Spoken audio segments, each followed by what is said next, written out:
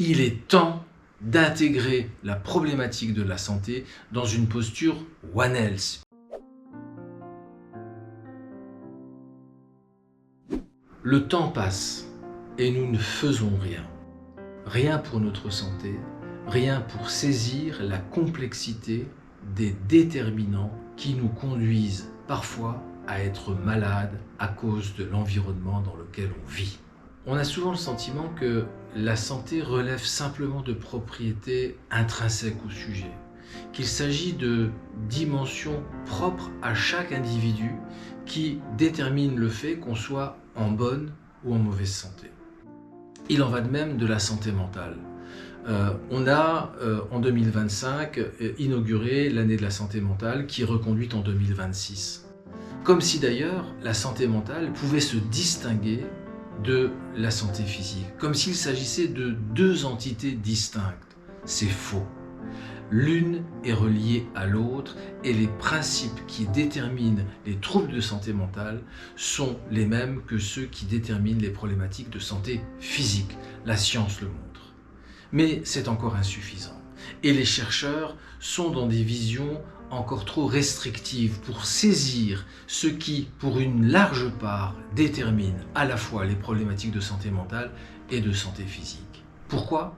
Parce qu'il faut tenir compte d'une multitude de paramètres, notamment le fait que nous sommes dans un environnement complexe.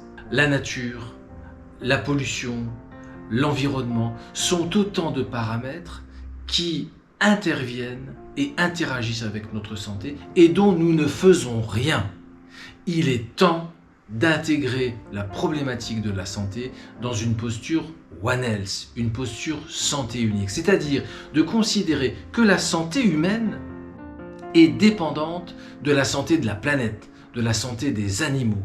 C'est une évidence pour la plupart d'entre nous, mais les recherches en la matière restent encore peu suffisantes, trop faibles, trop peu documentées, trop peu financées. Pourquoi ? Parce qu'il s'agit de recherches qui nécessitent de mobiliser un nombre important de paramètres. Il ne s'agit plus seulement d'intégrer des paramètres liés au sujet, à l'individu, à son environnement familial ou social, mais aussi de composer des recherches qui tiennent compte des paramètres liés à l'environnement.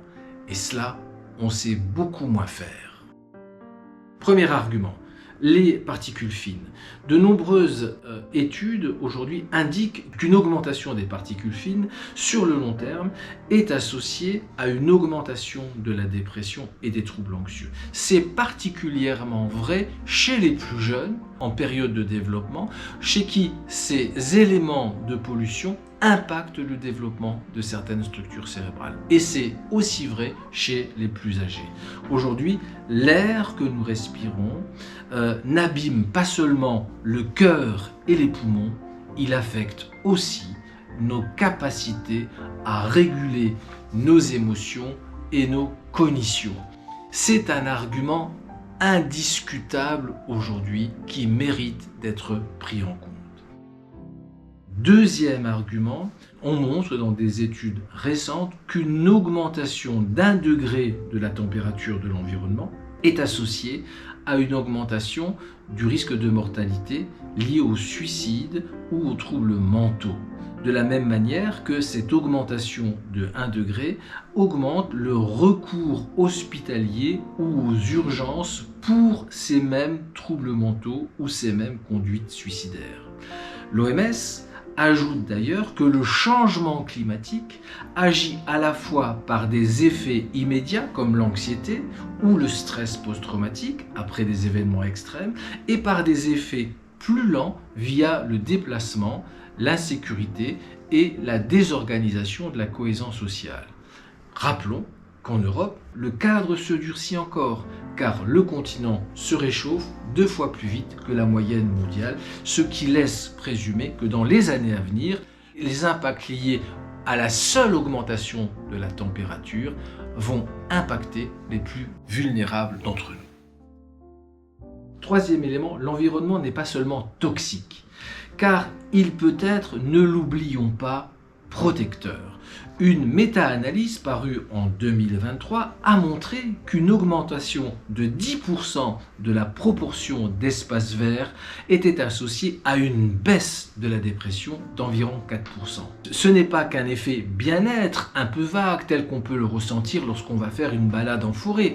Non, c'est bien au-delà de ça, car on montre que une exposition élevée aux espaces verts et aux environnements naturels est associée à une réduction significative du risque de troubles psychiques en termes de dépression, de troubles anxieux et même de troubles psychotiques. De ce point de vue-là, la manière dont on traite la nature, au fond, va avoir des conséquences sur la manière dont l'humanité va être traitée. Quatrième élément.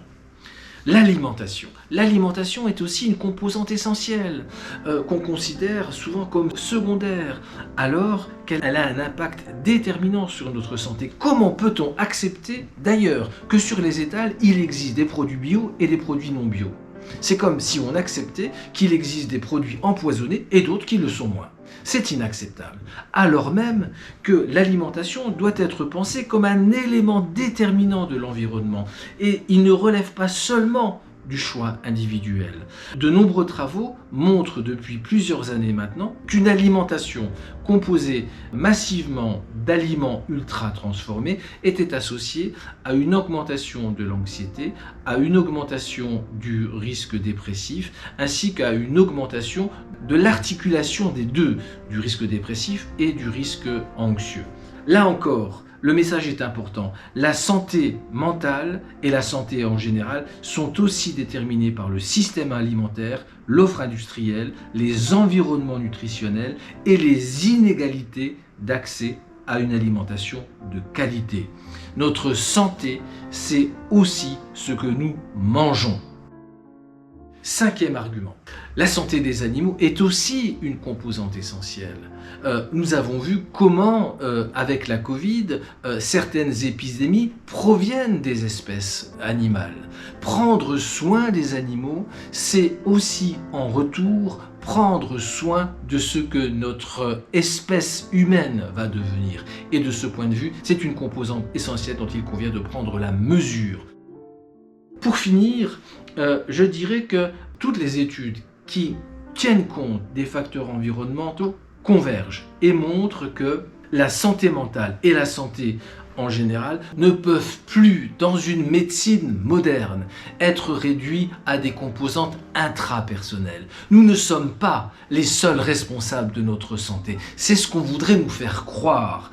Car si nous évoluons dans un environnement qui est pollué, qui est toxique, qui est malsain, inévitablement, cela aura des conséquences sur notre santé.